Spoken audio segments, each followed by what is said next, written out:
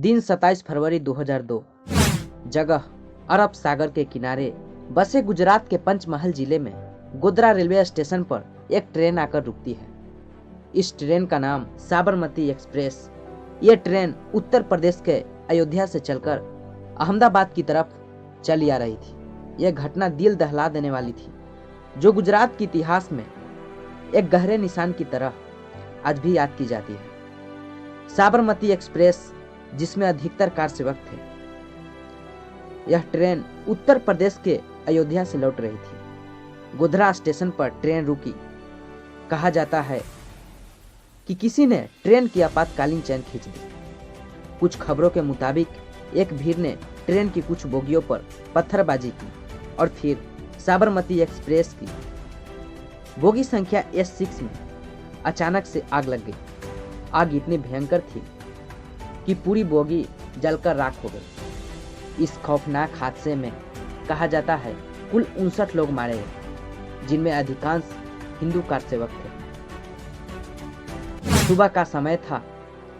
जैसे ही Sabarmati express Godhra station से रवाना होने ही वाली थी, किसी कारण से कुछ लोगों ने ट्रेन पर पत्थर फेंकना शुरू किया।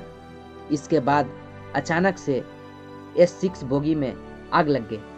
बोगी में सवार यात्री बुरी तरह से फंस गए थे और आग इतनी तेजी से फैली कि उन्हें बाहर निकलने तक का मौका नहीं मिला। घटना में कई महिलाएं, पुरुष और बच्चे मारे गए।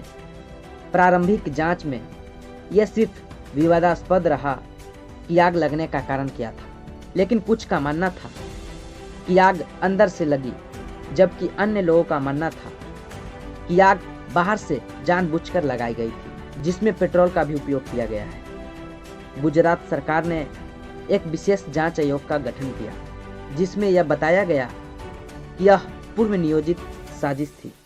इस घटना की तह तक जाने के लिए कई आयोगों ने जांच की, लेकिन अंत तक निष्कर्षों पर विवाद ही बना रहा। गोधरा कांड का परिणाम। इस हादसे के बाद गुजरात में सांप्रदायिक तनाव बढ़ गया।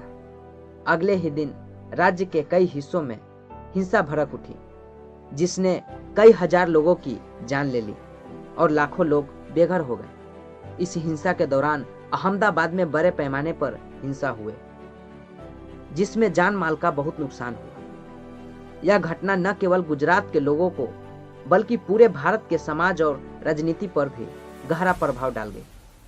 इस घटना ने सांप्रदायिक विभाजन को गहरा किया और समाज में अविश्वास और असुरक्षा का माहौल पैदा किया। इस घटना का राजनीतिक असर भी हुआ और इसे भारत के सामाजिक ताने बाने को झकझोर देने वाली घटनाओं में से एक माना जाता है। आज भी गोधरा कांड और इसके बाद हुए दंगों को गुजरात और भारत के इतिहास में एक काले अध्याय के रूप में याद किया जाता है और इसमें मिले सबक समाज में शांति और सहिष्णुता की आवश्यकता को समझाने का काम करते हैं। धन्यवाद।